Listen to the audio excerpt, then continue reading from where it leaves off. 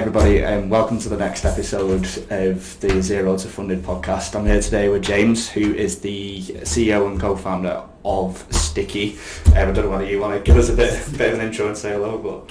Yeah, I'd love to. James here. I am indeed the CEO and co-founder, and Sticky is all about making every interaction in a physical space 10 seconds or less. Ah, cool. So I guess that leads us on to the first obvious question. How does that work? How do you go about that? So we go about that with little stickers, and I've actually got some that I can show you whilst we're here.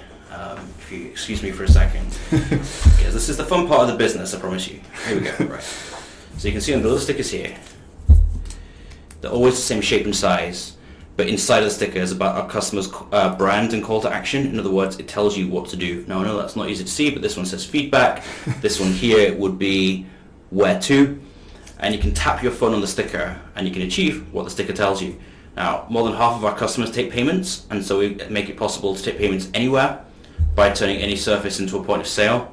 That allows you to kind of facilitate self-checkout in retail, second cup serve, they would call it in food and beverage, all the way through to charities that also want to take contactless donations, but don't want to manage hardware. Things where you can drop them and break them, things which have rental and cost money.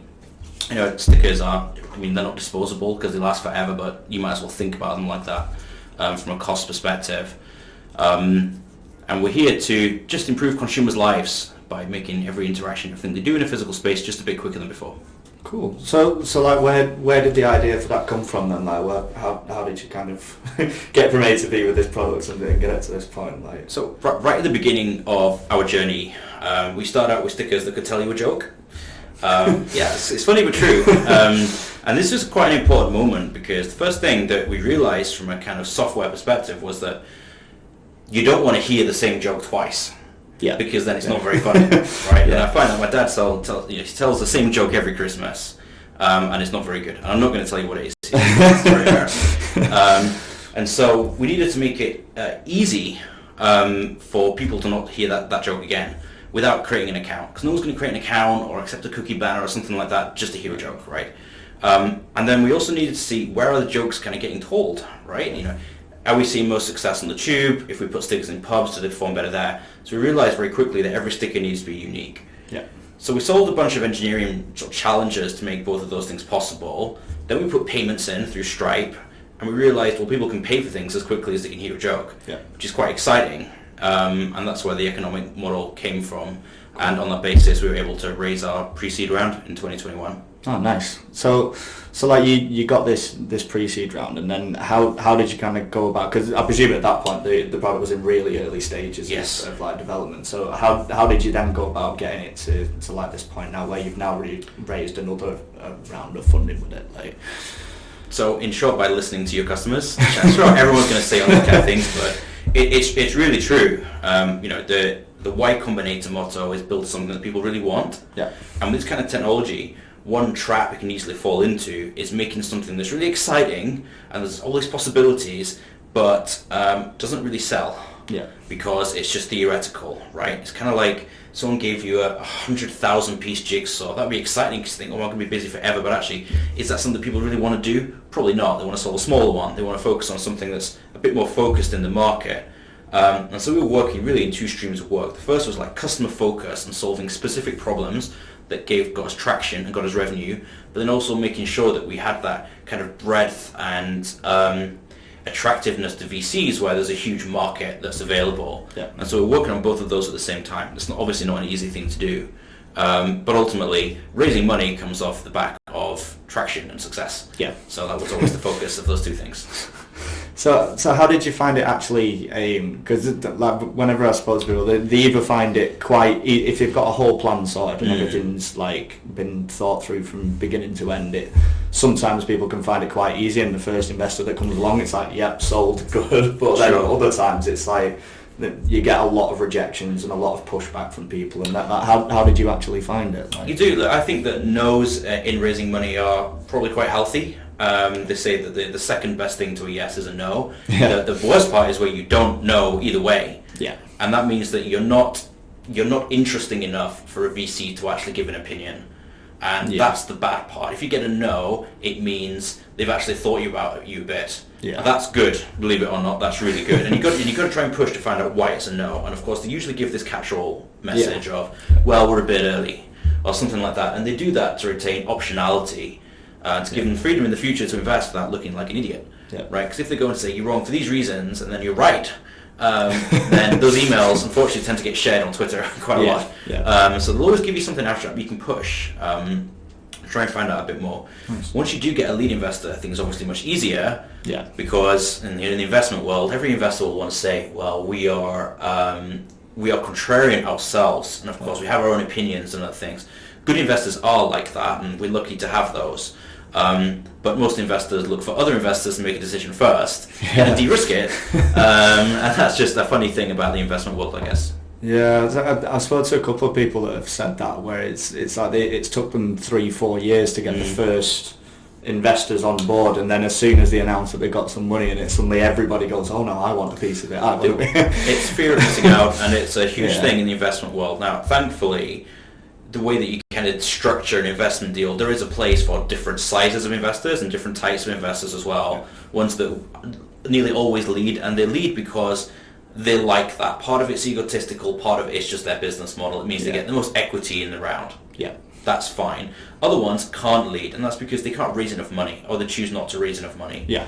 And they think we'd rather invest in 20 companies than 5, which means they'll never lead a round, but they'll still have equity in these important businesses. And so both of those types of investors are really valuable. Oh, nice, fair enough. So like you've got this new funding now. Like, what's the plan with that? Like, how come you've actually raised that level of funding there now? What are you going to do with it? Well, we've raised that funding off really 2 things. The first is traction in a particular market, but also even more possibilities than when we start the business. Right. So think about the world as a bit like a chessboard. Run with me on this. So we've got a series of verticals kind of running down the chessboard. Those are our columns. And those are things like fitness, healthcare, charity, food and beverage, hospitality, helping people into employment, those kind of things.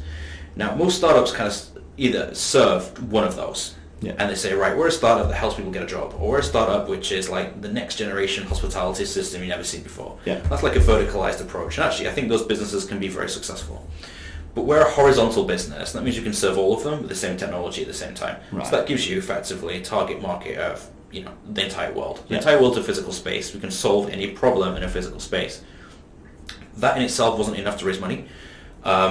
What we had to do was also push vertically a bit with a go-to-market partner that already had traction there, but didn't do stuff in a physical space. They did maybe digital parts or management or CRM or something like that. Okay. Once we had those 2 things, then it became easier to raise. To talking now a bit, what do we do next, is to find those other go-to-market partners, so that we can have more vertical pushing ourselves. Over time, we will become very verticalized, and we will be the only supplier that a particular industry needs. Yeah. So have you found like there's been one particular, because obviously you mentioned like you can solve any problem in a physical space. Like, have you found that one particular industry has kind of latched onto that a bit better than others then, and how come do you reckon that is? Like, yeah, we have, and that for us that's the leisure business, which is holiday parks, hotels. Right. Okay. What we would describe as an ecosystem business, and an ecosystem business is a business where there's quite a lot going on. There's consumer activity, and also businesses that is kind of like ripe for disruption, let's say. Yeah. And the leisure business is a good example. So a good example of leisure executing successfully is really in the US, not here. Think about casinos and resorts. They're very finely tuned and they make it easy to spend money. Yep. And most of those experiences are fairly highbrow.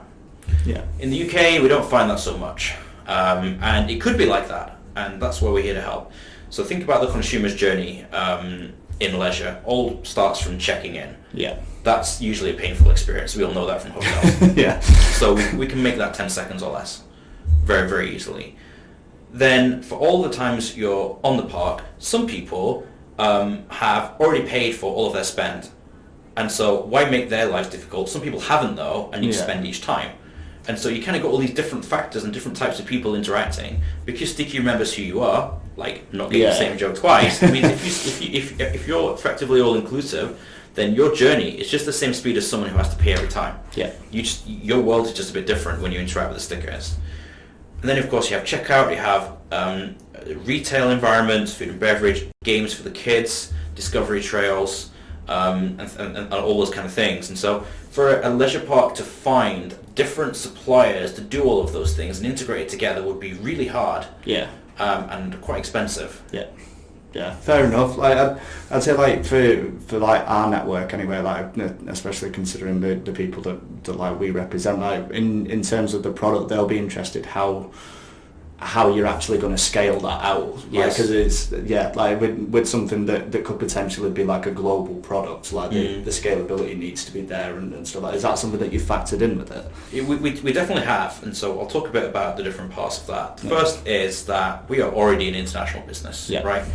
And I think that was an important part of being able to raise money. Yeah. Because the UK is fine, but it is just one country of all these other countries that have different kind of markets, right? So we already have customers in the US and the UK, Ireland, some in Europe, and a bunch of charities and like NGOs in East and South Africa as well. Yeah. So we know we can serve those markets. Second is finding partners to help you grow more in those markets. Yeah. And whether that's things like distribution, which also helps because they've already got a bunch of customers selling things like CRM and POS and things like that into those, or even just payment partners that are, getting squeezed on the card machine economics and things like that, and are thinking, how do I make more money here? How do I compete with Stripe? We can be the way that is possible in other parts of the world. So I think that the focus in particularly on something strategic and partnerships is really important to get there, and we are making great progress.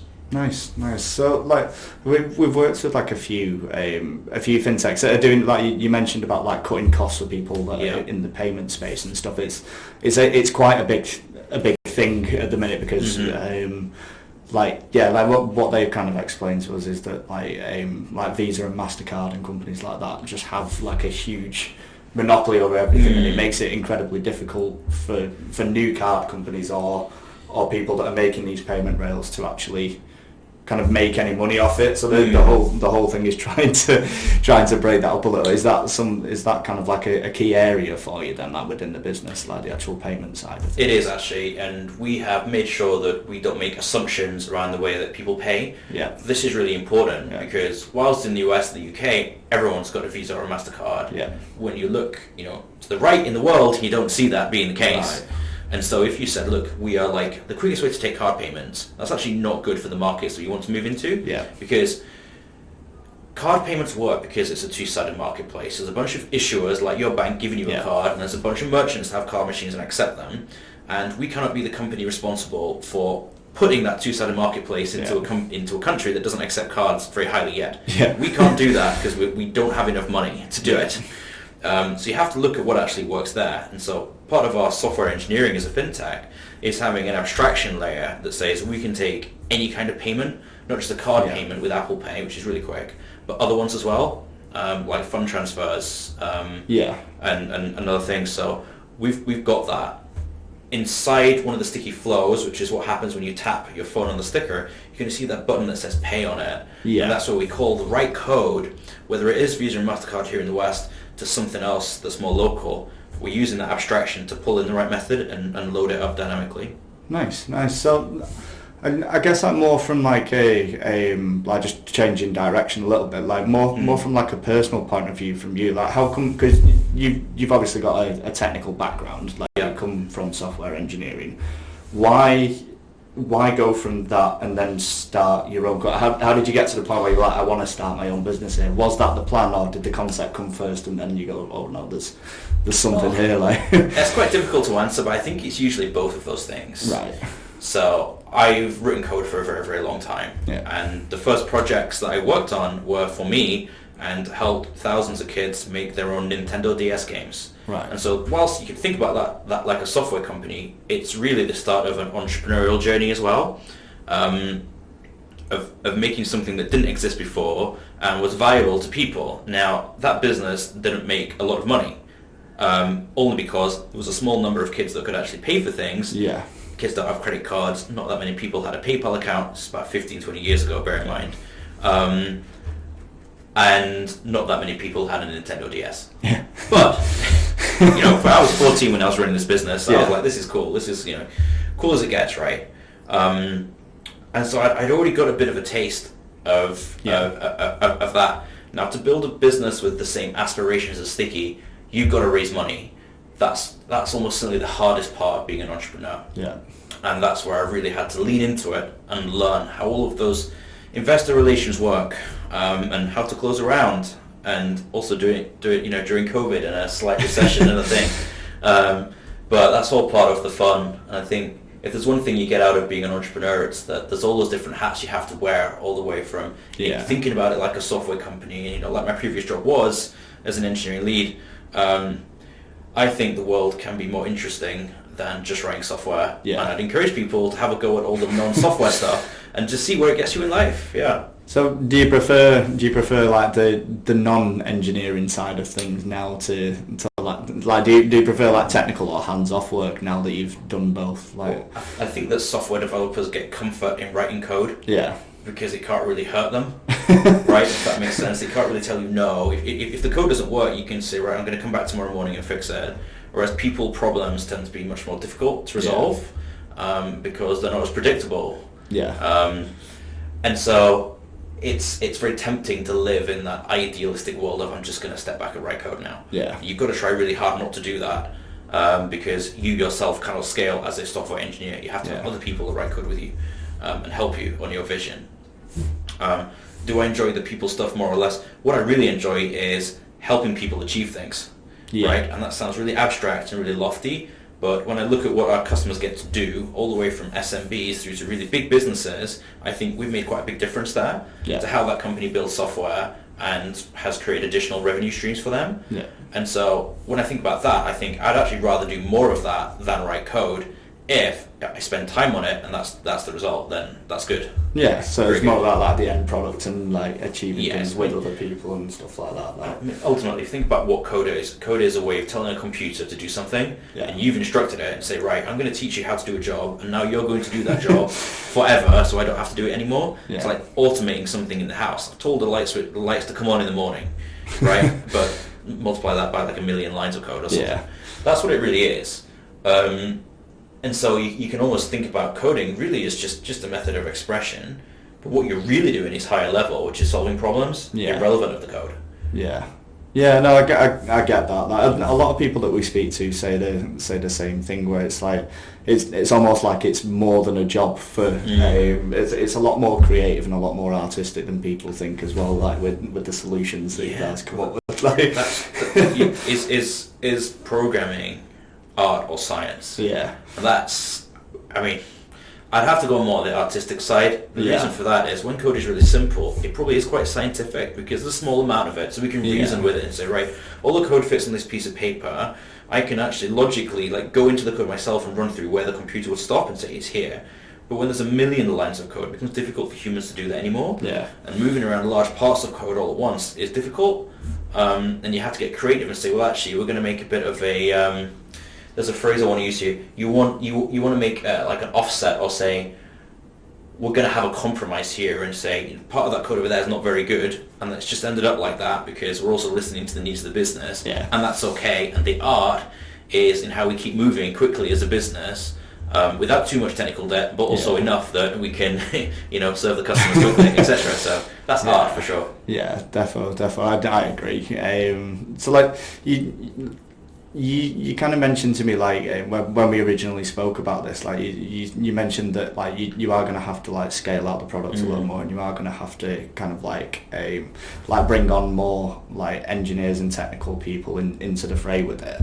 So I guess final question should probably be why should they come and join you at Sticky? What is it about your company that sets it apart from everybody else? This is a really good question. And I think that when developers work for companies, the companies have to think, what are developers looking for? Yeah. Right?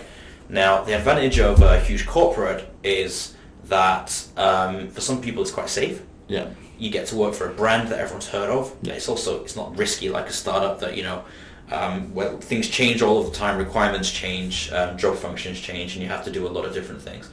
I think that the best developers like startups generally because they get to work on the world's most difficult problems. Yeah. That's why the startups raise money. Think about it in Darwinism. Startups raise money because they're not a corporate, right? Because they got the possibility to move really quickly. Yeah. And developers should be excited by those challenges, and I think they are.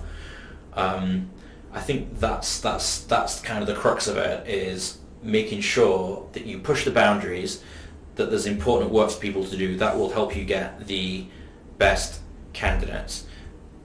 The thing I would add to the end of that is if you can find a way within your product to make it so that the product itself is useful for developers, then you will also attract developers without really having to hire for them, because they've also already going to be users of your product. And so for us as a business, if you look at the solutions that our customers build, they're built from little steps, like if number of payments, show contact card, refund, something like that. Those steps are all open source, and developers already contribute towards those steps and build their own ones. Yeah. So for example, one of the steps inside Sticky is one that makes an automatic phone call without you having to know the phone number of where it's calling. It comes from the cloud. So if you're in a nightclub and you're in danger, you can tap your phone sticker and a phone call will automatically get placed to security. You don't need to know the phone number of security, you don't need to know the name of the club, you actually don't need to know where you are because every sticker is unique. The phone call gets picked up and the phone call reads out, someone's in danger at location X, bathroom cubicle 5, whatever it might be. Yeah. Now that step, we didn't have to build that ourselves. It was built by Twilio, the telecoms company, who wanted to get into physical spaces and provide that particular solution. And we just happened to be the best way to roll it out because we've already got this kind of developer layer, this middleware and integrations layer as well. And so we had developers coming to us for that reason. We're very lucky. No, that's I suppose is one of the key things for you guys, isn't it? Like there's a lot of like social benefits to it as well. Like and I think like if you use the technology right, there's like a lot of benefits and key issues that can be tackled with stuff like that. Like especially like you just said about like if you get into a bit of trouble while you're in a bar or something like that stuff happens every day. And if you can make something that's genuinely going to help people and sort out stuff like that, then I think that's really good. Like, I totally agree. Yeah. We look at this from so many different angles, all the way from what we do here, really in the West, which is saving money and growing the economy. But then there's other markets where things just aren't quite as, I hate using the word developed here, but they're different than here. Yeah. And there's a lot of cash, which is inefficient, and there's also not very good access to banking services. And Sticky can fix all of those things quite quickly. And so I'm really excited about that, and particularly on the impact we already have in healthcare as well. Nice. Well, I think that's all we've got time for today, though. But yeah, thank you so much for your time. I really do appreciate you coming on, and I'll get this uploaded and stuff, and then we'll take from there. But yeah, thank you again for watching, and we'll be back with another episode in around a week or so. Thanks.